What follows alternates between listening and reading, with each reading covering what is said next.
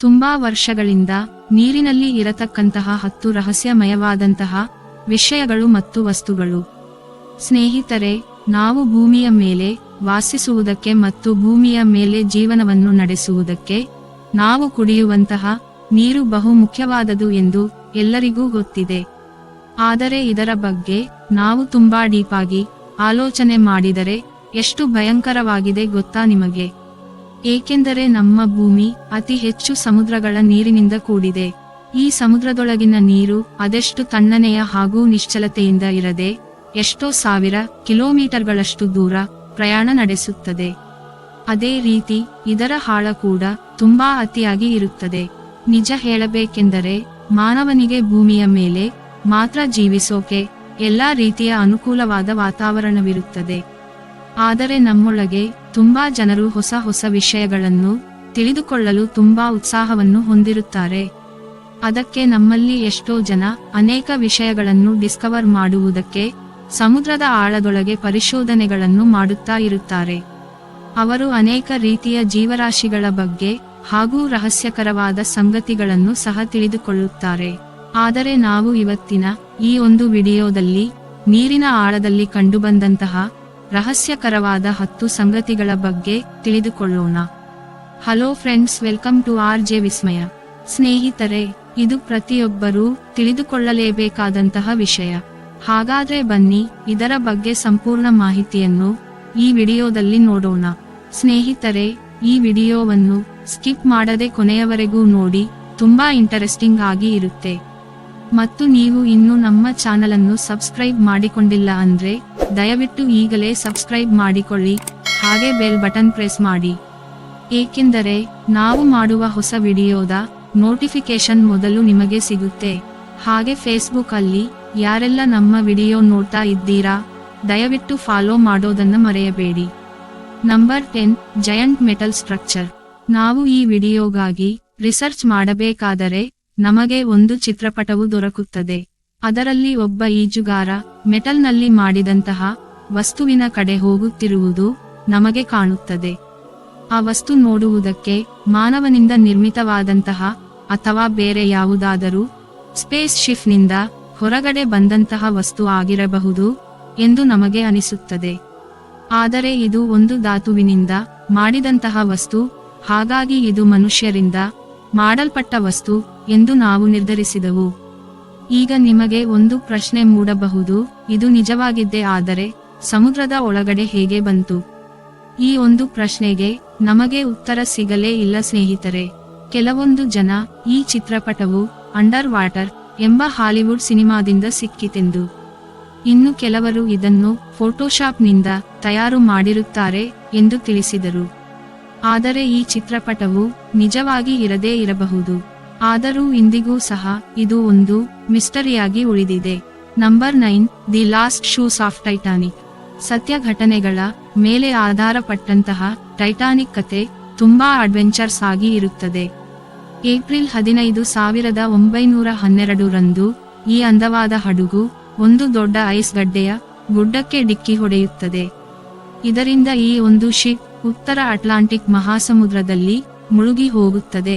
ಈ ಶಿಪ್ ನಲ್ಲಿ ಇರತಕ್ಕಂತ ಕೆಲವೊಂದಷ್ಟು ಜನ ಅದರಲ್ಲಿ ಇರತಕ್ಕಂತಹ ಸಣ್ಣ ಸಣ್ಣ ಬೋಟಿನ ಸಹಾಯದಿಂದ ತಮ್ಮ ಪ್ರಾಣಗಳನ್ನು ರಕ್ಷಿಸಿಕೊಳ್ಳುತ್ತಾರೆ. ಆದರೆ ಉಳಿದವರಿಗಾಗಿ ಯಾವುದೇ ಬೋಟ್ಗಳು ಇರುವುದಿಲ್ಲ. ಅವರು ಆ ಒಂದು ಶಿಪ್ ನ ಜೊತೆಯಲ್ಲಿ ಸಮುದ್ರದಲ್ಲಿ ತಮ್ಮ ಪ್ರಾಣವನ್ನು ಕಳೆದುಕೊಳ್ಳುತ್ತಾರೆ. ಸರಿಸುಮಾರು ಆ ಒಂದು ಶಿಪ್ ನಲ್ಲಿ 1500 ಜನರು ಸತ್ತು ಹೋಗುತ್ತಾರೆ. ಈ ಒಂದು ದುರ್ಘಟನೆ ನಡೆದು ಸುಮಾರು 100 ವರ್ಷಗಳೇ ಕಳೆಯುತ್ತಿವೆ. ಆದರೂ ಇವತ್ತಿನವರೆಗೂ ಎಷ್ಟೋ ಟಿವಿ ಚಾನೆಲ್ಗಳಲ್ಲಿ ಹಾಗೂ ಸಿನಿಮಾಗಳಲ್ಲಿ ಇದರ ಬಗ್ಗೆ ಪ್ರಸ್ತಾವನೆ ಬರುತ್ತಲೇ ಇದ್ದಾವೆ. ಈ ಟೈಟಾನಿಕ್ ಬಗ್ಗೆ ಮೊಟ್ಟ ಮೊದಲ ಬಾರಿಗೆ 1980 ರಲ್ಲಿ ಪರಿಶೋಧನೆಗಳು ನಡೆಯುತ್ತವೆ. ಆಗಿನಿಂದ ಈಗಿನವರೆಗೂ ಅದೆಷ್ಟೋ ಪರಿಶೋಧನೆಗಳು ಇದರ ಮೇಲೆ ನಡೆಯುತ್ತಲೇ ಇದ್ದಾವೆ. Number 8, ಆಂಟಿಕೆಥರಾ mechanism. 1901 ರಲ್ಲಿ 1000 ವರ್ಷಗಳ ಪುರಾತನವಾದ ಈ ರೋಮನ್ ಆರರಿ ship Greek island of Antikythera ಎನ್ನುವ ಒಂದು ಭೂಪ್ರದೇಶದಲ್ಲಿ ದೊರೆಯಿತು. ಅದನ್ನು ಪುರಾತತ್ವಶಾಸ್ತ್ರಜ್ಞರು ಪರಿಶೋಧಿಸಿದಾಗ ಅವರಿಗೆ ಒಂದು ಅದ್ಭುತವಾದ ಸಂಗತಿ ತಿಳಿದು ಬಂತು. ಪರಿಶೋಧನೆಯ ಭಾಗವಾಗಿ ಚಕ್ರಾಕಾರದ ಒಂದು ವಿಚಿತ್ರವಾದ ವಸ್ತು ಸಿಕ್ಕಿತು. ಆದರೆ ಅದಕ್ಕೆ ಒಂದು ಸೋಲಾರ್ ಪ್ಯಾನಲ್ ಅನ್ನು ಅಳವಡಿಸಲಾಗಿತ್ತು. ಅದನ್ನು ನೋಡುವುದಕ್ಕೆ ಪುರಾತನವಾದ ಕಂಪ್ಯೂಟರ್ ತರಹ ಕಾಣುತ್ತಾ ಇತ್ತು. ಸುಮಾರು 75 ವರ್ಷಗಳ ಕಾಲ ಇದನ್ನು ಆಂಟಿಕ್ಯೆತರಾ ಮೆಕ್ಯಾನಿಸಮ್ ಎನ್ನುವ ಹೆಸರಿನಿಂದ ಕರೆಯಲಾಗಿತ್ತು. ಎಷ್ಟೋ ಮಂದಿ ಪ್ರಪಂಚದಲ್ಲೇ ಇದು ಮೊಟ್ಟ ಮೊದಲ ಕಂಪ್ಯೂಟರ್ ಎಂದು ಸಹ ಭಾವಿಸಿದರು. ಈ ಯಂತ್ರವನ್ನು ಸೋಲಾರ್ ಮತ್ತು ಗ್ರಹದ ವಿಷಯಗಳ ಬಗ್ಗೆ ತಿಳಿದುಕೊಳ್ಳಲು ಮಾಡಿದ್ದಾರೆ ಎಂದು, ಇದರಿಂದ ಪೂರ್ವಕಾಲದ ಮನುಷ್ಯರಿಗೆ ಭೂಮಿಯ ಮೇಲೆ ನಡೆಯುವಂತಹ, ವಾತಾವರಣದಲ್ಲಿ ಆಗುವಂತಹ ಬದಲಾವಣೆಗಳು ಹಾಗೂ ದುರ್ಘಟನೆಗಳ ಬಗ್ಗೆ ತಿಳಿದುಕೊಳ್ಳಲು ಈ ಒಂದು ಯಂತ್ರವನ್ನು ಸಿದ್ಧಪಡಿಸಿರಬಹುದು ಎಂದು ಸೈಂಟಿಸ್ಟುಗಳು ತಿಳಿದುಕೊಂಡರು. ಇನ್ನು ಕೆಲವು ಸೈಂಟಿಸ್ಟ್ಗಳು ಇದರಿಂದ ಭವಿಷ್ಯತ್ಕಾಲದ ಬಗ್ಗೆಯೂ ತಿಳಿದುಕೊಳ್ಳಬಹುದು ಎಂದು ಅಭಿಪ್ರಾಯಪಟ್ಟರು. ಆ ಕಾಲದಲ್ಲಿ ಈ ಆಂಟಿಕ್ಯೆತರಾ ಮೆಕ್ಯಾನಿಸಮ್ ಒಂದು ಪ್ರಸಿದ್ಧವಾದಂತಹ ಯಂತ್ರವಾಗಿತ್ತು. ಇದನ್ನು ನೋಡಿದ ನಮಗೆ ತಿಳಿಯುವುದೇನೆಂದರೆ, ಸುಮಾರು 1000 ವರ್ಷಗಳ ಹಿಂದೆ ಮನುಷ್ಯರು ತುಂಬಾ ನೈಪುಣ್ಯತೆ ಉಳ್ಳಂತಹ ಮೇಧಾವಿಯಾಗಿದ್ದರು ಎಂದು ನಮಗೆ ಅರ್ಥವಾಗುತ್ತದೆ. Number 7, palace of Cleopatra. Sunken ಸಿಟಿಯನ್ನು ತಿಳಿದುಕೊಂಡಾಗಿಂದಲೂ ಇದು ಒಂದು ರಹಸ್ಯಾತ್ಮಕವಾದ ಪ್ರದೇಶವಾಗಿದೆ. ಇದಕ್ಕೆ ಕಾರಣ, ಈ ಒಂದು ನಗರದಲ್ಲಿ ಭಯಂಕರವಾದ ಸನ್ನಿವೇಶ ನಡೆದಿದೆ. ನಿಜ ಹೇಳ್ಬೇಕು ಅಂದ್ರೆ ಈ ಒಂದು ನಗರ ಭೂಮಿ ಮೇಲೆ ಇರಬೇಕಾಗಿತ್ತು. ಎಷ್ಟೋ ಜಲಪ್ರಳಯಗಳು, ಭೂಕಂಪಗಳ ಕಾರಣಗಳಿಂದ ಇದು ಸಮುದ್ರದಲ್ಲಿ ಮುಳುಗಿ ಹೋಯಿತು. 1998ರಲ್ಲಿ ಪುರಾತತ್ವ ಶಾಸ್ತ್ರಜ್ಞರ ಒಂದು ಟೀಮ್ ಈಜಿಪ್ಟ್ನ ಮಹಾರಾಣಿಯಾದ ಕ್ಲಿಯೋಪಾತ್ರಾ ಪ್ಯಾಲೇಸ್ ಅನ್ನು ಡಿಸ್ಕವರ್ ಮಾಡಿದರು. ಈ ಪ್ಯಾಲೇಸ್ ಸಾಂಕೀನ್ ಐಲ್ಯಾಂಡ್ನ ಒಂದು ಭಾಗವಾಗಿತ್ತು. ಈ ನಗರವು ಪ್ರಸ್ತುತ ಈಜಿಪ್ಟ್ನ 16 ಫೀಟ್ ಆಳವಾದ ನೀರಿನಲ್ಲಿ ಇದೆ ಎಂದು ಪರಿಶೋಧಕರು ತಿಳಿಸಿದರು. ಹಲವಾರು ವರ್ಷಗಳ ಇತಿಹಾಸ ಇರುವಂತಹ ಈ ಒಂದು ನಗರ ನೀರಿನಲ್ಲಿ ಮುಳುಗಿ ಪ್ರಶಾಂತವಾಗಿ ಇಂದಿಗೂ ಇದೆ. ತುಂಬಾ ಆಳವಾದ ಜಾಗದಲ್ಲಿ ಮಹಾರಾಣಿಯ ವಿಗ್ರಹಗಳು ಮಣ್ಣು ಧೂಳಿನಿಂದ ಆವೃತ್ತಿಗೊಂಡಿವೆ. ಸಂಶೋಧನೆಯ ಕಾರಣದಿಂದಾಗಿ ಆ ಕಾಲದ ಅದ್ಭುತವಾದ ವಿಷಯಗಳು ಇವತ್ತಿಗೆ ಬೆಳಕಿಗೆ ಬಂದಿವೆ. ಅದೇ ರೀತಿ ಇವತ್ತಿಗೂ ಅದೆಷ್ಟೋ ಮಹಾನಗರಗಳು ಸಮುದ್ರದಲ್ಲಿ ಮುಳುಗಿ ಒಳಗೆ ಇದ್ದಾವೆ. ನಿಮಗೆ ಒಂದು ಎಕ್ಸಾಂಪಲ್ ಹೇಳಬೇಕೆಂದರೆ, ಅಟ್ಲಾಂಟಿಕ್ಗೆ ಸೇರಿದ ನಗರಗಳು ಯಾವತ್ತಾದರೂ ಸಹ ನೀರಿನಲ್ಲಿ ಮುಳುಗಿರುವ ಈ ನಗರಗಳ ಬಗ್ಗೆ ಮತ್ತು ಅದರ ರಹಸ್ಯಗಳ ಬಗ್ಗೆ ಮನುಷ್ಯರು ಮುಂದಿನ ದಿನಗಳಲ್ಲಿ ಯಾವತ್ತಾದರೂ ತಪ್ಪದೇ ತಿಳಿದುಕೊಳ್ಳುತ್ತಾರೆ ಎಂದು ನನಗೆ ಅನಿಸುತ್ತಿದೆ.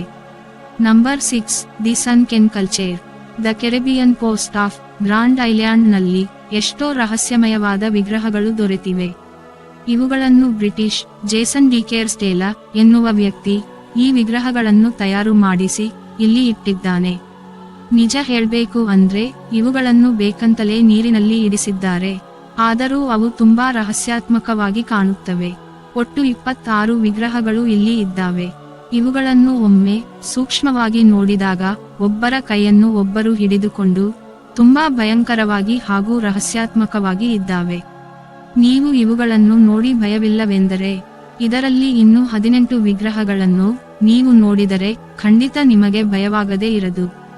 ಏಕೆಂದರೆ ಇಂದಿಗೂ ನೀರಿನಲ್ಲಿ ಜೀವಂತವಾಗಿರಬಹುದೇನೋ ಎನ್ನುವ ರೀತಿ ಆ ವಿಗ್ರಹಗಳು ಕಾಣುತ್ತವೆ. ಇವೆಲ್ಲವನ್ನೂ ನೋಡುತ್ತಿದ್ದರೆ ಭೂಮಿಯ ಮೇಲೆ ಮನುಷ್ಯರಿಲ್ಲದ ಪ್ರಪಂಚವನ್ನು ಒಂದು ಬಾರಿ ಊಹಿಸಿಕೊಂಡರೆ ಈ ಭೂ ಪ್ರಪಂಚ ಹೇಗಿರುತ್ತದೆ ಎಂದು ತಿಳಿಯುತ್ತದೆ. Number 5, under water fossil graveyard. 2015ರಲ್ಲಿ ಮಡಗಾಸ್ಕರ್ ಸಮುದ್ರದ ಗುಹೆಯಲ್ಲಿ ಒಂದು ಗ್ರಾವೇಯರ್ ದೊರೆತಿತ್ತು. ಅದರಲ್ಲಿ ವಿಶಾಲವಾದ ಲೆಮೊಸ್ ಕಾಣಿಸಿತು. ಆಶ್ಚರ್ಯಪಡಿಸುವ ವಿಷಯವೇನೆಂದರೆ ಈ ಗ್ರೇವಸ್ ಎನ್ನುವುದು ತುಂಬಾ ಭಯಂಕರವಾದವು.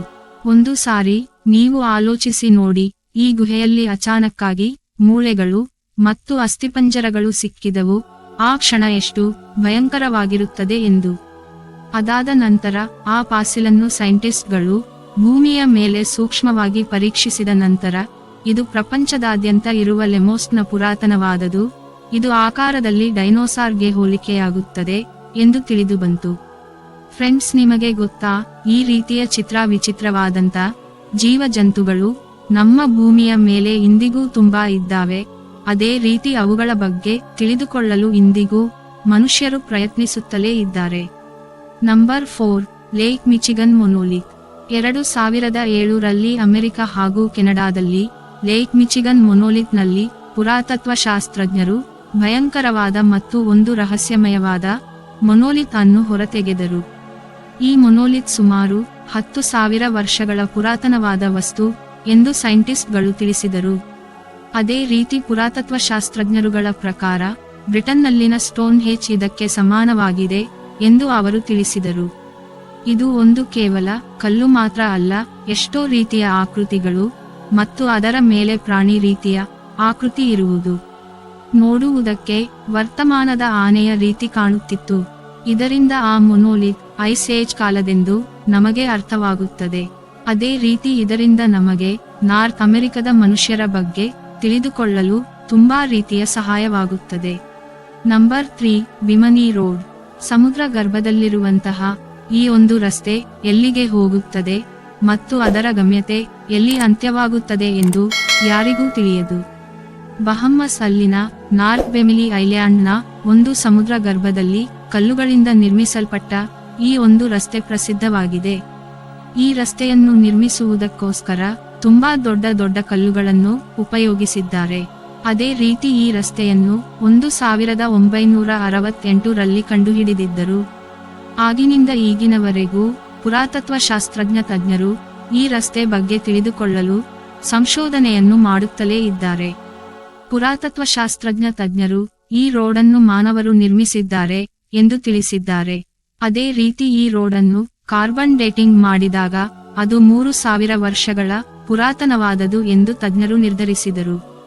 ತುಂಬಾ ಸ್ಥಳೀಯ ಜನರು ಈ ಒಂದು ರಸ್ತೆ ಅಟ್ಲಾಂಟಿಕ್ ಸಿಟಿಗೆ ತಲುಪುತ್ತದೆ ಎಂದು ನಂಬುತ್ತಾರೆ. ಅದೇ ರೀತಿ ಒಂದಿಷ್ಟು ಜನ ಹಾಗೂ ಸ್ಥಳೀಯರು ಈ ಒಂದು ರಸ್ತೆ ಭಯಂಕರವಾದ ಒಂದು ಪ್ರದೇಶಕ್ಕೆ ಸೇರಿಕೊಳ್ಳುತ್ತದೆ ಎಂದು ಹೇಳುತ್ತಾರೆ. ಸ್ನೇಹಿತರೆ, ಎಷ್ಟೋ ರಹಸ್ಯಗಳನ್ನು ತನ್ನ ಒಡಲಿನಲ್ಲಿ ಬಚ್ಚಿಟ್ಟುಕೊಂಡಂತಹ ಈ ಒಂದು ರಸ್ತೆ ಎಲ್ಲಿ ಅಂತ್ಯ ಕಾಣಬಹುದು ಎಂದು ನೀವು ಏನಾದರೂ ಊಹಿಸಬಲ್ಲವರಾದರೆ ಖಂಡಿತ ಕಾಮೆಂಟ್ ಮಾಡಿ ತಿಳಿಸಿ. Number 2, Baltic sea anomaly. ಒಂದು ಸ್ಟಾರ್ ವಾರ್ ಮಿಲಿನಿಯಂ ಫಾಲ್ಕೆನ್ ಶಿಪ್ನಲ್ಲಿರುವ UFO ಬಾಲ್ಟಿಕ್ ಸಮುದ್ರದಲ್ಲಿ ಇದೆ ಎಂದು 2012ರಲ್ಲಿ ಬೆಳಕಿಗೆ ಬಂದಿದ್ದು. ಪ್ರೊಫೆಷನಲ್ ಡೈವಿಂಗ್ ಟೀಮ್ ಅವರು ಸಮುದ್ರದ ಆಳದಲ್ಲಿ 285 ಫೀಟ್ನ ಆಳದಲ್ಲಿ ಒಂದು ವಿಚಿತ್ರವಾದ ವಸ್ತು ಸಿಕ್ಕಿದೆ. ಆ ವಸ್ತುವು 60 ಅಡಿ ಉದ್ದ ಮತ್ತು 10 ರಿಂದ 13 ಅಡಿ ಎತ್ತರವನ್ನು ಹೊಂದಿದೆ ಎಂದು ಪುರಾತತ್ವಶಾಸ್ತ್ರಜ್ಞ ತಜ್ಞರು ವಿವರಿಸಿದ್ದರು. ಅವರು ಆ ವಸ್ತುವಿನಿಂದ ಸುಮಾರು 200 ಫೀಟ್ ದೂರದಲ್ಲಿರುವಾಗ ಅವರ ಎಲೆಕ್ಟ್ರಾನಿಕ್ ವಸ್ತುಗಳು ಕೆಲಸ ಮಾಡದೆ ನಿಂತು ಹೋದವು ಎಂದು ಅವರು ತಿಳಿಸಿದರು. ಒಂದು ಯೂನಿವರ್ಸಿಟಿಯಲ್ಲಿರುವ ಒಬ್ಬ ಪ್ರೊಫೆಸರ್ ಆ ವಸ್ತುವು ಸುಮಾರು 1,40,000 ವರ್ಷಗಳ ಪುರಾತನವಾದದು ಎಂದು ಗುರುತಿಸಿದರು. ಈ ಪರಿಶೋಧನೆ ನಡೆದ ನಂತರ ಆ ವಸ್ತುವು ಬೇರೆ ಗ್ರಹದಿಂದ ಬಂದಿರಬಹುದು ಎಂದು ನಂಬಿದರು. ಅದೇ ರೀತಿ ಈಜುಗಾರನಾದ ಪೀಟರ್ ಲ್ಯಾಂಡ್ ಇದೊಂದು ಅವಿಶ್ವಾಸವಾದ ಪರಿಶೋಧನೆ ಎಂದು ಭಾವಿಸಿದ. Number 1, cryptic statue. ಆ ವಸ್ತು 9 ಅಡಿ ಉದ್ದದ ಒಂದು ವುಡನ್ ಸ್ಟ್ಯಾಚ್ಯೂ. ಈ ಒಂದು ಸ್ಟ್ಯಾಚ್ಯೂ ಸಮುದ್ರದ 13,000 ಫೀಟ್ ಒಳಗಡೆ ಇದೆ. ಅದೇ ರೀತಿ ಈ ಒಂದು ಸ್ಟ್ಯಾಚ್ಯೂವನ್ನು ಕಾರ್ಬನ್ ಡೇಟಿಂಗ್ ಮಾಡಿದಾಗ ಇದು ಸರಿಸುಮಾರು 11,600 ವರ್ಷಗಳ ಪುರಾತನವಾದದ್ದು ಎಂದು ತಿಳಿಯಿತು. ಈ ಒಂದು ಸ್ಟ್ಯಾಚ್ಯೂ ಮುರಿದು ಹೋಗಿದೆ.